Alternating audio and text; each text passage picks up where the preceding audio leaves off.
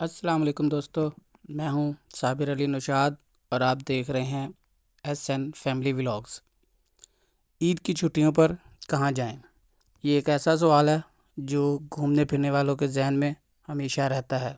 जैसे बेगम के जहन में हमेशा ये सवाल रहता है कि आज क्या पकाएं। हम घूमने फिरने वाले आवारागर्दों के जहन में भी यही होता है कि आप कहाँ जाएं।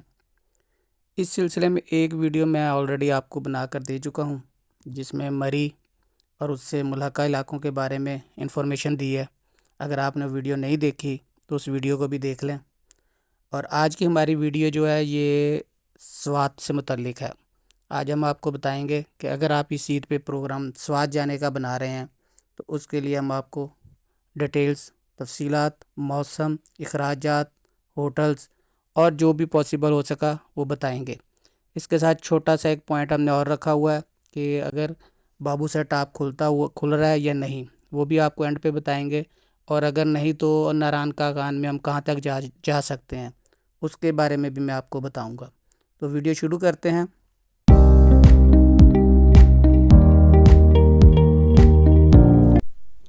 अगर आप नेचुरल ब्यूटी, एडवेंचर और ठंडी हवाएं एंजॉय करना चाहते हैं तो ये वीडियो आपके लिए है। हम बात कर रहे हैं पाकिस्तान के एक छुपे ख़जाने की, जिसे मिनी स्विट्ज़रलैंड भी कहा जाता है। जी हाँ, स्वात वैली। स्वात वैली में बहुत सारे मुकामात हैं, लेकिन सबसे पहले हम आपको बताएं कि आप स्वात तक कैसे जाएंगे। इसके अमूमन लाहौर सलाम से या किसी भी आप इलाके से, फैसलाबाद से हैं तो आपने इस वहाँ से आपको डायरेक्ट शाहिद कोच मिलती है जो आपको डायरेक्ट मंगोरा ले जाएगी। लेकिन अगर आप किसी और जगह से आ रहे हैं जहाँ पर आपको ये सहूलत मैसर नहीं, तो फिर आप इस्लामाबाद आएंगे और वहाँ से आराम से आपको लोकल ट्रांसपोर्ट भी आपको मिल जाएगी जो आपको मंगोरा लेकर जाएगी। फैसलाबाद से शायद कोच का 2300 रुपये किराया है। बाकी शहरों का ज़रा डिफरेंस वगैरह आप उसके हिसाब से देख लें। इसके बाद आप जब मंगोरा पहुंच जाएंगे तो आपके पास दो ऑप्शन होंगे। एक ऑप्शन ये होगा, आप मंगोरा में स्टे भी कर सकते हैं। अगर आप मंगोरा में स्टे करना चाहें तो वहाँ पर मरगज़ार में वाइट महल है, बहुत ही खूबसूरत जगह है। एक दिन आपका गुजारने के लिए बेहतरीन पिकनिक पॉइंट है। फिर स्वात में म्यूज़ियम है, आप वहाँ पर भी एक आराम से अपना ये एक पूरा दिन ये गुजार के और रेस्ट करके अगर आपके पास दिन है तो आप नेक्स्ट डे को वहाँ से आगे सफ़र शुरू कर सकते हैं। ये हो गया आपका पहला दिन। वैसे ये 3 एक दिन का टूर का प्रोग्राम यानी कि आप जेन में रखें कम से कम, और अगर आपके पास बजट और टाइम है तो इसको आप बढ़ा भी सकते हैं। आपने पहला दिन यहाँ पर गुजारने के बाद अगर आप मंगोरा में हैं तो आपको बहुत सारे वहाँ पर ड्राइवर्स मिलेंगे जो आपको गाड़ियों की ऑफ़र करेंगे। उनसे अगर आपने मलम जब्बा, मियादम और फ़िज़ागढ़ पार्क और बाग डेरी, अगर ये सारे इलाके अगर आपने करने हैं तो फिर आप यहाँ से गाड़ी लीजिएगा। और अगर आपने ये इलाके स्किप करने हैं और आपने ऑलरेडी देखे हुए हैं और आप कलाम से आगे घूम के और मज़ीद शाही बाग या गबीन जब्बा या और इलाकों को देखना चाहते हैं तो फिर आप इन को यहीं पर स्किप कर दें और यहाँ से डायरेक्ट कलाम जाएं। लेकिन जो दोस्त पहली बार जा रहे हैं उनके लिए ये बेहतरीन रूट होगा कि वो यहाँ से गाड़ी करा के मलम जब्बा जाएं। बेहतरीन जगह है, वहाँ पर चेयर लिफ्ट है। तो अभी बर्फ़ तो नहीं होगी, पहाड़ों पे होगी, नीचे नहीं होगी। जैसे दिसंबर जनवरी में फरवरी में होती है, वहाँ पे स्केटिंग वगैरह होती है, वो तो नहीं होगी, लेकिन बहुत खूबसूरत नज़ारा होगा और आपका बहुत ही अच्छा दिन और यादगार दिन गुजरेगा। उसके बाद उसी गाड़ी से आप मियादम जाएंगे। आपने गाड़ी कलाम तक की करवानी है, वापसी की नहीं करवानी। ये लाजमी याद रखिएगा। सिर्फ जाने की कराइएगा, उससे आपका ना बजट मुनासिब रहेगा। अगर आप आने जाने की कराएंगे तो आगे जाके आपको 4 व्हील की ज़रूरत पड़ेगी, तो ये वहाँ 2-3 दिन गाड़ी आपकी एक्स्ट्रा वैसे ही खड़ी रहेगी और आपको इसके पैसे पड़ेंगे। और कलाम से आगे अगर आपने कहीं भी जाना है तो वो 4 व्हील जाएगी, यहाँ वाली जो गाड़ियाँ ये वहाँ से वो नहीं जाएंगी। तो इसलिए एक्स्ट्रा पैसों से आप उसकी बचत करें और सिर्फ जाने की कोशिश करके ना गाड़ी वहाँ तक की कराएँ, कलाम तक की।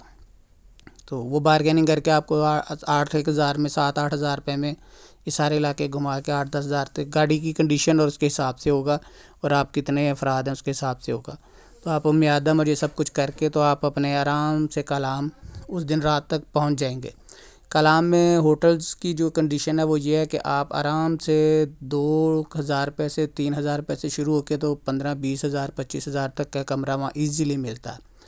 तो आप अपने बजट के हिसाब से कमरा देख लें और उस कमरे को देख के उसके हिसाब से अगर आप 4-5 दोस्त हैं या फैमिली के मेंबर 4-5 हैं तो आप एक कमरे में आराम से स्टे कर सकते हैं। इसी तरह जो खाना है वो भी वहाँ पर आपको नॉर्मल से लेके अच्छा तक पट कढ़ाई अवेलेबल है, ट्राउट फिश अवेलेबल है, बिरयानी क्या कहते हैं जो खैबर पख्तूनख्वा के मशहूर खाने हैं, नमकीन गोश्त और दूसरे जो उनके ट्रेडिशनल खाने हैं वो भी मिल जाएंगे आपको।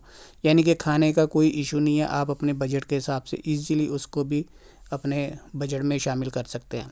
इसके बाद ये जो बाज़ार है कलाम का, ये भी रात को तकरीबन 2-3 बजे तक आराम से खुला होता है, जैसे माल रोड का है मरी में।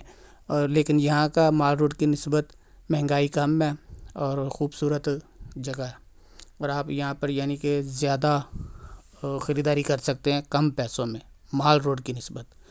यहाँ पर हाथ से बनी हुई शालें जो बहुत मशहूर हैं वो आपको मिल जाएंगी। तो ये आपका यहाँ पर रात का स्टे हो गया। अब सुबह को आप यहाँ से महूडन झील अप्रैल में बंद होगी, ये ज़हन में रखिएगा। पलोगा झील तक पलोगा तक झील कह रहा हूँ, पलोगा तक आप जा सकते हैं। आप पलोगा जाएँ, वहाँ तक आपको बर्फ़ मिलेगी। रास्ते में मटलतान छोटी महूडन को भी आप कर सकते हैं। छोटी महूडन झील करीब या अतरोड़ के पास, अतरोड़ ओशो फॉरेस्ट, ये सारे घूमते हुए आपका एक दिन का बहुत अच्छा टूर बन सकता है और 8 से 10,000 रुपये की आपको जीप आराम से अवेलेबल होगी। और अगर आप 4-5 जने हैं तो आप कोशिश करके वहाँ पे कोई एक और ग्रुप ढूंढ लें इतने ही अफराद का। तो ये आपका ख़र्चा जो है ना, ये गाड़ी वाले ने जब भी 8-10 हज़ार ही लेने हैं तो वो आपका आधो आध खर्चा हो जाएगा। इसके अलावा अगर आप पैदल ट्रैकिंग करना चाहते हैं तो कलाम से यहीं ऊपर एक जंगल इनको रास्ता जाता है, बहुत ही खूबसूरत ट्रैक है एक दिन का, वो भी आराम से आप कर सकते हैं। इसके बाद आप यहीं से धमाका झील, अतरोड़ और अतरोड़ से शाही बाग, बहुत ही सर्दियों में और अप्रैल में तो इंतहाई खूबसूरत तरीन मुकाम होगा और आपकी ज़िंदगी में ये यादगार लम्हात में शुमार हो जाएगा अगर आपने ये टूर किया तो आप शाही बाग का टूर भी अलहदा एक दिन का कर सकते हैं।